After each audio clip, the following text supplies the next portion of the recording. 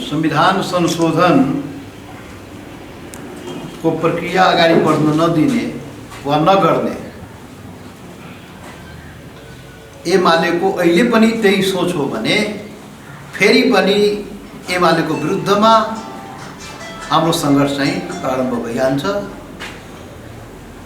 विगतमा पनि एमाले आफूलाई मधेस विरोधी पार्टीको रूपमा उभ्याउँदै आएको हो, संविधान संशोधनमा विरोधी भूमिका निर्वाह गरेको हो, दुई देशको सम्बन्धलाई बिगार्ने यस्ता कामहरू पनि विगतमा भएको छ। त्यसैले हाम्रो आग्रह के भन्ने यो सीमा विवाद त्यस्तो विवाद सिवाद केही पनि छैन, तर कहिलेकाहीँ त्यो चाहिँ त्यो पिलर सिलरको बारेमा कुरा उठ्छ। त्यसो हकीकतमा सीमा विवाद छैन त? सीमा विवाद भएकै होइन त? होइन, अब पटक पटक बाटो खनिँदाखेरिका समान दुईवटा त्यो त हामी बोर्डरमा बस्यौँ अनि हामीले थाहा छ नि त। सीमा अब त्यसको खुला सीमा छ। अब निजी जमिन निजी जग्गा पनि छ, त्यो किसानको जग्गाहरू छ, उसले तपाईँ खेत मिच्छ नि, आली मिच्छ नि, अब त्यो कहिलेकाहीँ त्यो पनि देखिन्छ, त्यो पनि यता बढाउने उता बढाउने। अब पुरै ऊ त छैन नि, खुला छ नि त। दुवैतर्फको जनताको घर आँगन हो, त्यहाँ त्यो गोठ बनाउँछ, त्यहाँ खरिहान राख्छ, त्यहाँ आँगन हो, बुझ्नु भएन? त्यो बोर्डरमै सीमामै त्यस्तो गर्छ त दुई देशको जनताले, अनि जसले राख्यो त्यसले मिचिदियो भनेर भनिदिन्छ। के भन्ने हो त्यहाँ? खालि अधिकार खोज्ने बाहेक अरूको अधिकारलाई खोज्ने, अरूलाई भेदभाव गर्ने, यो बाहेक अरू काम के गरेको छ?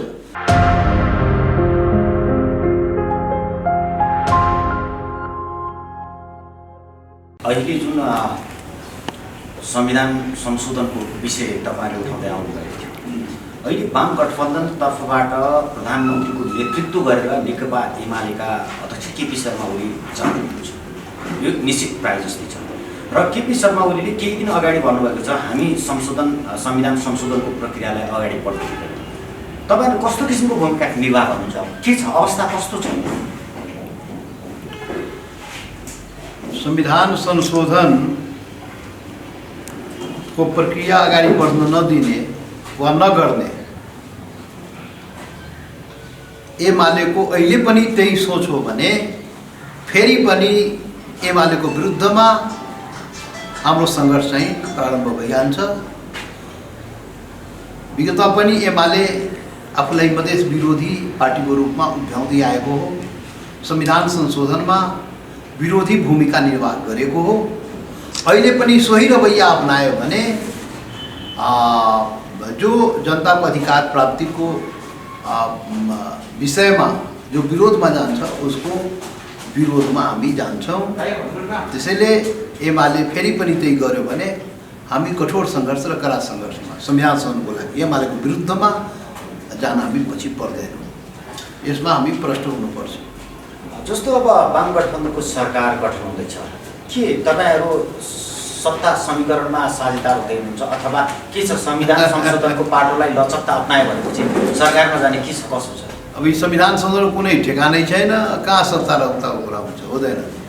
कुनै पनि वाम साम गठबन्धनमा सरकार सत्ताको कुरा हुन सक्दैन। संविधान संशोधन हाम्रो प्रायोरिटी हो। संविधान संशोधन नभइकन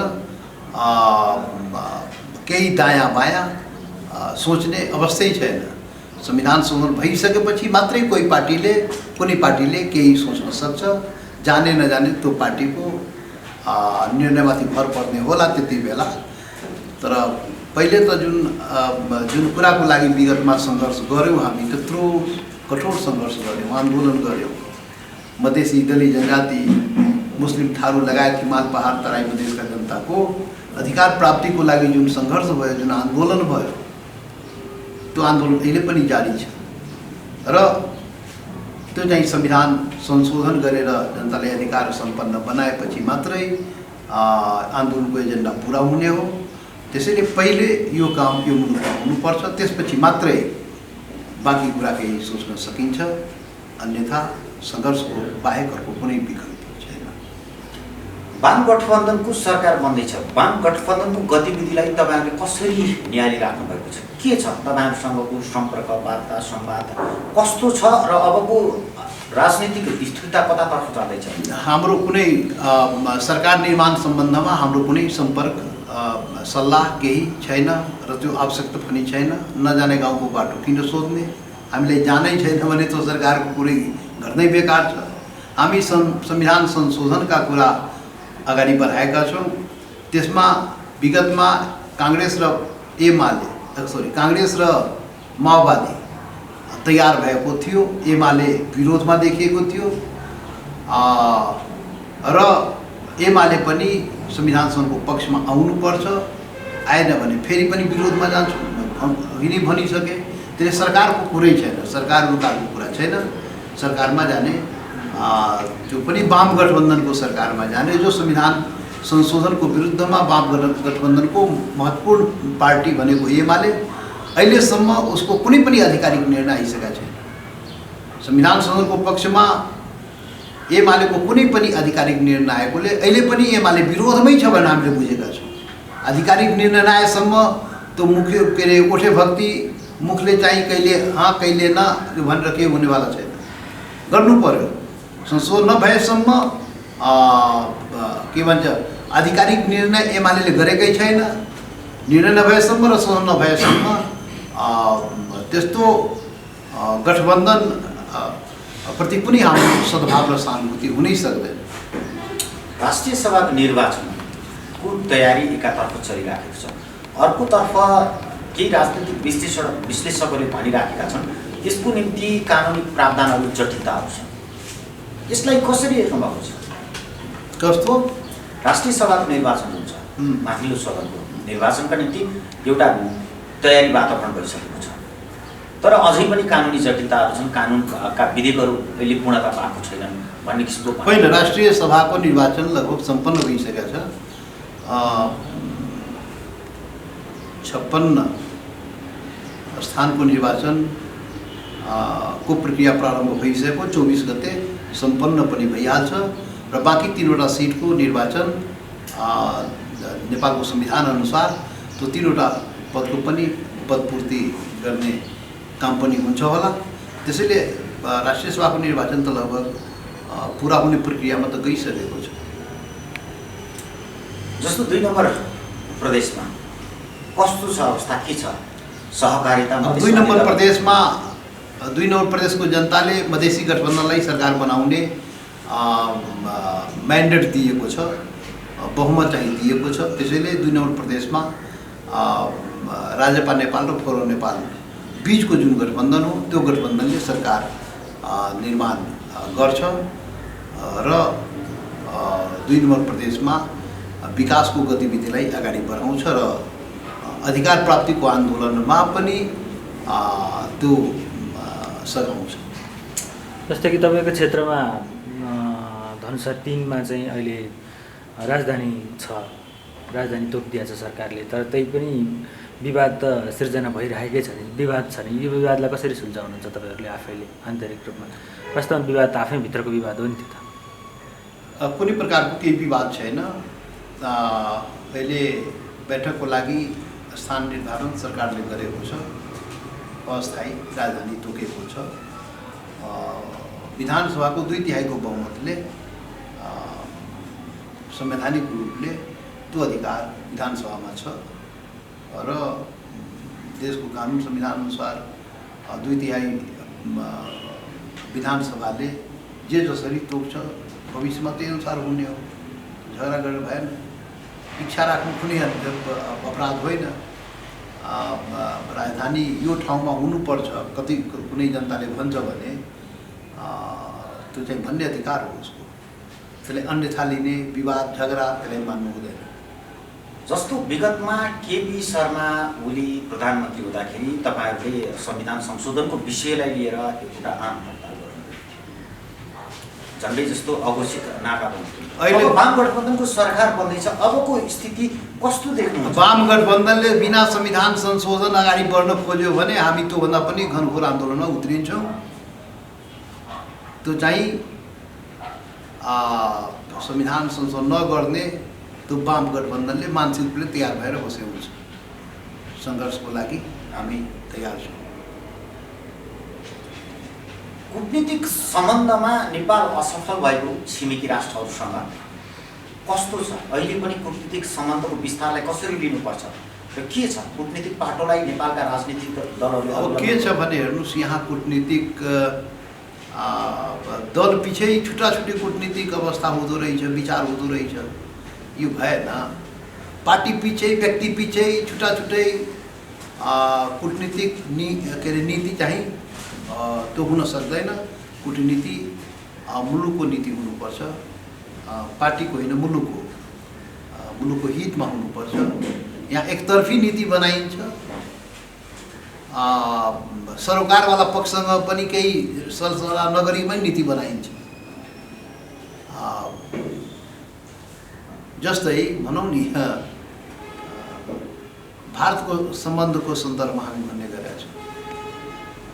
नेपाल र भारतको सम्बन्ध कस्तो छ भने यो दिल्ली सरकार र सिंहदरबारले बनाएको होइन, दिल्ली दरबार र सिंहदरबारले बनाएको सम्बन्धै होइन। यो जनता बीच, दुई मुलुक बन्नुभन्दा पहिलेदेखि जनता बीचको सम्बन्ध रहेको छ। नेपाल र भारत बीचको जनताको यो विशेष सम्बन्ध हो के। राष्ट्र बन्नुभन्दा पहिले जनताको बीचको सम्बन्ध, फेरि यो फेरि दुनियाँमा नभएको सम्बन्ध भारतसँग छ। त त्यो चाहिँ भनौँ नि जनताको बीचको सम्बन्ध सीमा क्षेत्रका जनता। अब भारतसँग नीति बनाउँदाखेरि त्यसलाई बाइपास गरिन्छ। अब यहाँको मान्छे, काठमाडौँको मानसिकताले चाहिँ सम्बन्ध कहिलेकाहीँ बिगार्ने काम गरिन्छ, भएन नि।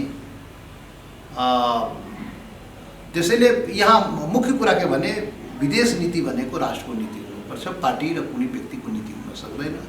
राष्ट्र हितमा, राष्ट्र जनताको हितमा विदेश नीति बनाइनुपर्छ, त्यो अनुसार डिप्लोमेसी चल्ने हो। त यहाँ त व्यक्ति पछि डिप्लोमेसी फरक भइहाल्छ, व्यक्ति पछि व्यवहार फरक भइहाल्छ। त्यसले गर्दाखेरि यो त्यो देशको हितमा त्यो मानिँदैन। जब नेपाली काङ्ग्रेसको सरकार हुन्छ तब भारतले नेपालको सीमा मिच्छ र राजनीतिक परिवर्तन भएका बेला भारतले सीमा मिच्छ भन्ने किसिमका भनाइहरू आइरहेका छन्। कसरी निहाल्नु भएको छ तपाईँ एउटा देशको नेता? के छ भने यहाँ त बडा अप्ठ्यारो छ के।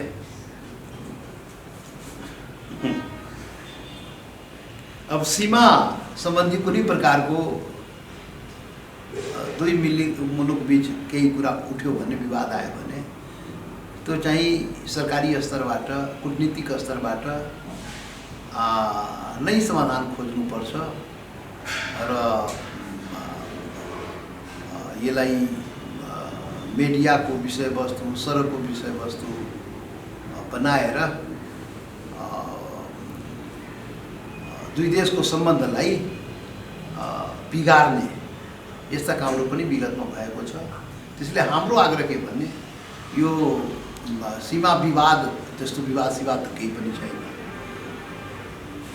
तर कहिलेकाहीँ त्यो चाहिँ त्यो पिलर सिलरको बारेमा कुरा उठ्छ। अब त्यसमा त हाम्रो दुईवटा सरकार र कूटनीतिक स्तरबाट आफ्नो जो प्रमाण छ त्यसलाई लिएर त्यो स्तरमा समाधान गर्नुपर्ने हो के। सडकमा नलाएर त थोरै यो समस्या समाधान हुन्छ। यसमा चाहिँ कूटनीतिक र सरकारी स्तरबाट नै समाधान गर्नुपर्छ। यसमा चाहिँ मञ्चमा कराएर बोलेर, सडकमा नलाएर, मिडियामा बोलेर समस्या समाधान हुँदैन। त्यसो हकीकतमा सीमा विवाद छैन त? सीमा विवाद भएकै होइन त? होइन। अब पटक बाटो खनिँदाखेरिका समान दुईवटा त्यो त हामी बोर्डरमा बस्यौँ अनि हामीलाई थाहा छ नि त। सीमाबद्ध खुला सीमा छ। अब निजी जमिन, निजी जग्गा पनि छ, त्यो किसानको जग्गाहरू छ। उसले तपाईँ खेत मिच्छ नि, आली मिच्छ नि, अब त्यो कहिलेकाहीँ त्यो पनि देखिन्छ, त्यो पनि यता बढाउने उता बढाउने। अब पुरै ऊ त छैन नि, खुला छ नि त। त्यसैले त्यो चाहिँ त्यो दिल्ली दरबारले आएर सीमा मिचिदियो या काठमाडौँको सिंहदरबारले सीमा मिचिदियो, त्यो अवस्था नरहेको पनि हुनसक्छ के। त्यो लोकल लेभलमा त्यो 10 गजा भनेको घर आँगन हो के। दुई तर्फको जनताको घर आँगन हो। त्यहाँ त्यो गोठ बनाउँछ, त्यहाँ खरिहान राख्छ, त्यहाँ आँगन हो। बुझ्नु भएन? त्यो बोर्डरमै सीमामै त्यस्तो गर्छ त दुई देशको जनताले, अनि जसले राख्यो त्यसले मिचिदियो भनेर भनिदिन्छ के भन्ने हो त्यहाँ? तर त्यो सीमामै गर्छ त्यस्तो काम। तर 20औं बिघाको त्यसैले समस्या छ। 10 बिघा हो 20 बिघा हो बुझेँ, सीमामै त्यो गतिविधि स्थानीय स्तरमा भइरहेको हुन्छ के। अनि एउटा मुलुकले अर्को मुलुकको सीमा मिचिदियो भन्दाखेरि ठुलो कुरा भइजान्छ नि त। यो त जानी जानी यहाँका मिडियाले यहाँका तथाकथित चाहिँ खोखला राष्ट्रवाद यस्ता कुराले गर्दा मुलुकको सम्बन्ध बिग्रिन्छ के। त्यो स्थानीय स्तरमा भनौँ नि, म भने नि 10 गजामा आँगन बनाएर बसेको मान्छे के भन्नुहुन्छ? अब जसले आँगन बनायो त्यसले मिचिदियो, जसले खेत खलिहान बनाइदिए सीमामै बनाइदिएको छ, बनाउँदा पनि अर्को के अरे सीमा पारी पनि के अरे त्यो खेत खलिहान बनाइदियो त मिठाई जस्तो देख्यो नि त। हो त्यो कुनै त्यो सिंहदर मात्रै यहाँ हाम्रो सरकारले वा त्यहाँको सरकारले मिचिदियो, त्यसलाई त्यसरी अर्थमा परिभाषित गरिदिँदाखेरि अलि अप्ठ्यारो भइहाल्छ क्या। त्यसैले जुन वास्तविकता हो त्यो वास्तविकतालाई हामीले बुझ्नुपर्छ र राष्ट्रिय सरकारी स्तरमा सीमा मिचेको हो भने त्यो त सरकारी स्तरमै त्यसको समाधान त खोजिहाल्छ। त यहाँ त के भन्छ यो अलिकति यस्ता कुराहरू पनि उठिजान्छ, यो सीमा मिच्यो ऊ मिच्यो भनेर। यो सीमा क्षेत्रमा खुला सीमा भएको ठाउँमा यस्तो हुनु सामान्य। दुईवटा गाग्रो एक ठाउँमा राख्नु त ठक्कर लाग्छ नि, त सीमामा खुला छ, अब कसले कहाँ अब उसको कसले कहाँ उपभोग गरिदिन्छ ठेगानै छैन नि त। त्यसैले यो चाहिँ देखिन्छ कहिलेकाहीँ त्यो सीमा मिचाइ नै भयो, यो चाहिँ इन्टेन्सनली एकले अर्कोको सीमा त्यो स्थानीय स्तरमा भने नि त्यस्तो समस्याहरू छ सीमा क्षेत्रमा। जस्तो विगतका समयमा जसरी तपाईँलाई एउटा भारत प्रस्थ भनेर आरोप लगाउने गरे, पछिल्लो समयमा निर्वाचनले प्रमाणित गरिदियो। तपाईँहरू भन्दै हुनुहुन्थ्यो हामी तराईका धरतीपुत्र हौँ, त्यो प्रमाणित गरिरहेको छ। अहिले कसरी हेर्नु भएको छ तपाईँले जुन भारतको आरोप लगाइरहेको छ? अहिले नै म त्यो चाहिँ जुन यहाँ खोखला राष्ट्रवादको मानसिकता हो, सीमा मिच्यो भनेर मैले यहाँ बोलिदिएको भए त यहाँ त यस्ता खोखला राष्ट्रवादको कुरा त महाराष्ट्रवादी पनि के, त्यो पनि भारतलाई गाली गर्ने त महान राष्ट्रवादी, भारत विरोधी राष्ट्रवाद भनेपछि यसरी थोरै मुलुक चल्छ। म कहिले पनि त्यस्तो कुरा गर्दैन। त्यसै पनि मधेसी अनुहारलाई त त्यो चाहिँ के अरे भन्छ प्रो इन्डिया यस्ता कुराहरू त भनिरहेको हुन्छ। त कुन ठुलो कुरा हो? मधेसीलाई त्यो दुर्भाग्य हो के भन्ने, यसलाई दुर्भाग्यपूर्ण अवस्था भन्नुपर्छ।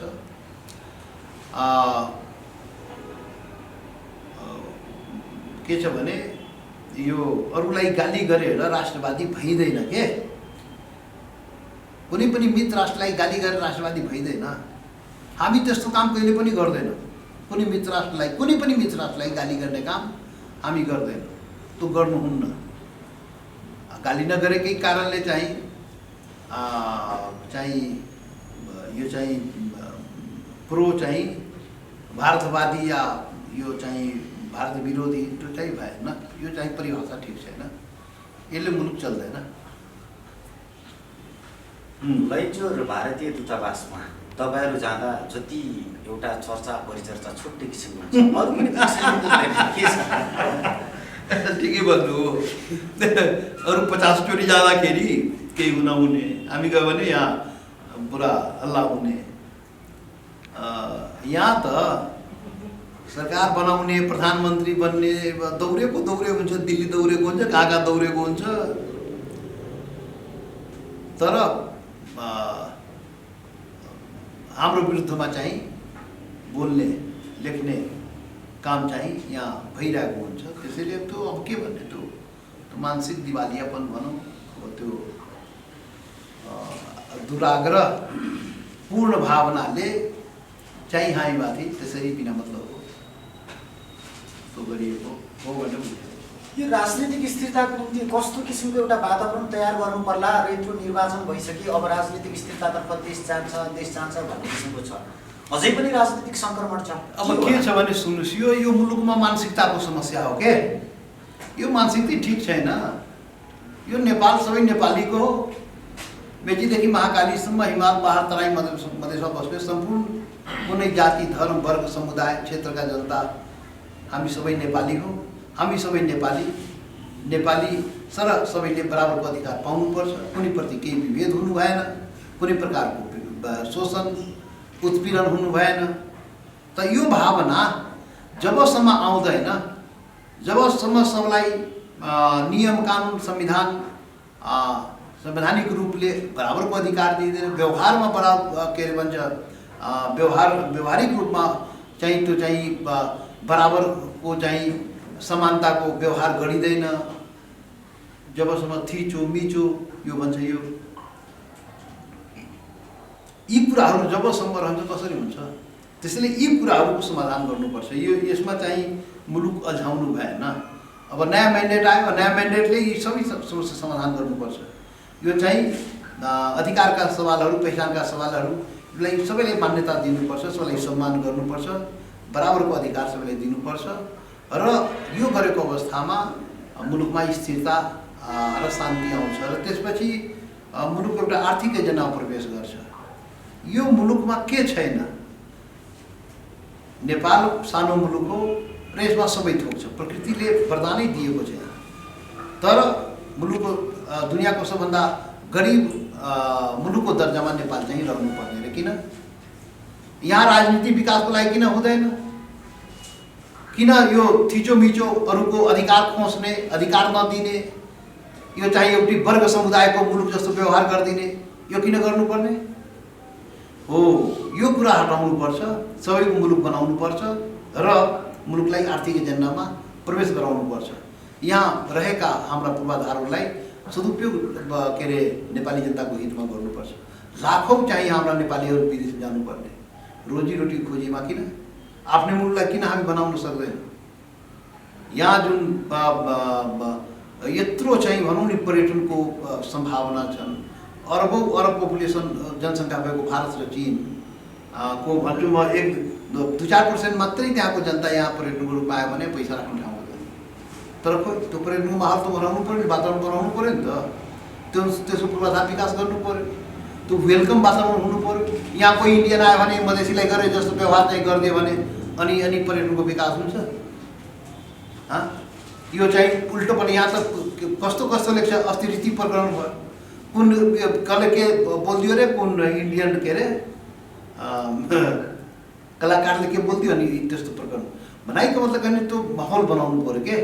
त्यो पर्यटन आउनलाई भारत वा चीन वा दुनियाँको पर्यटक आउनलाई त्यो अनुसारको सुविधा सम्पन्न यति पर्यटनको सम्भावना छ कि यहाँ स्विजरल्यान्ड जानु पर्दैन मान्छे। सबभन्दा सस्तो टुरिज्म नेपालमा छ, गर्दैन हामी। यहाँ जलस्रोतको भन्छ ब्राजिलपछि नेपालको स्थान दोस्रो स्थान, त्यो चाहिँ सैकौँ वर्षदेखि बगेर गइरहेछ। वाटर डलर त्यो चाहिँ त्यसमा पैसै बगेर गइरहेछ, ध्यानै छैन। अब त्यो चाहिँ अब खोखला राष्ट्रवादमा हामी अल्झ्याओ, त्यो प्रयोग गर्न सकेका छैन त्यो जरुरी। अनि भारतसँग झगडा गर्ने जहिले पनि अब त्यो चाहिँ जति राम्रो सम्बन्ध भयो त्यति राम्रो विकास हुन्छ। हामी त्यो कुरा बुझ्नुपर्छ। त्यो विद्युत उत्पादन गरेर हवाई जहाजबाट त एक्सपोर्ट त गर्न मिल्दैन, उही मार्केट पनि र भनौँ नि त्यो बेच्ने त्यो बाटो पनि उही हो, मार्केट पनि उही हो। सम्बन्ध राम्रो बनाउनु पर्छ। तपाईँको दुनियाँको इन्भेस्टमेन्ट आउने वातावरण बनाउनु पर्यो, लगानी आउने वातावरण बनाउनु पर्यो। त्यसको लागि त छिमेकी मुलुकसँग राम्रो सम्बन्ध हुनुपर्छ, मार्केटको चाहिँ राम्रो चाहिँ व्यवस्थापन हुनुपर्छ। तपाईँ यो सारा यो चाहिँ भनौँ नि औद्योगिक विकासको लागि हाम्रो पुरै कोरिडोर त्यो भनौँ नि त्यो हाइवे चाहिँ राजमार्ग चाहिँ पुरै मधेस चाहिँ त्यो औद्योगिक बन्न सक्छ। त्यत्रो मार्केट छ भनौँ, अर्बौँ करोडौँको पपुलेसनको मार्केट, खुला सीमावाला त्यो मार्केट। अलि राम्रोसँग क्वालिटी र प्राइस राम्रो भने त्यति उद्योग धन्दाको विकास गर्न सकिन्छ। केही हुँदैन।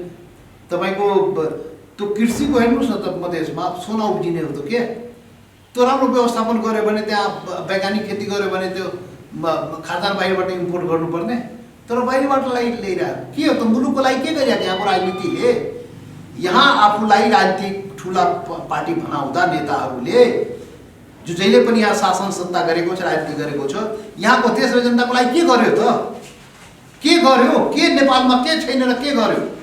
खालि अधिकार खोज्ने बाहेक अरूको अधिकारलाई खोज्ने, अरूलाई भेदभाव गर्ने, यो बाहेक अरू काम के गरेको छ र त्यो खोसेको बापत जनता स्वाभाविक हो। जहाँ अन्याय अत्याचार हुन्छ, विरोध हुन्छ, आन्दोलन हुन्छ, यो अवस्था बनाउने बाहेक के काम गरेको छ?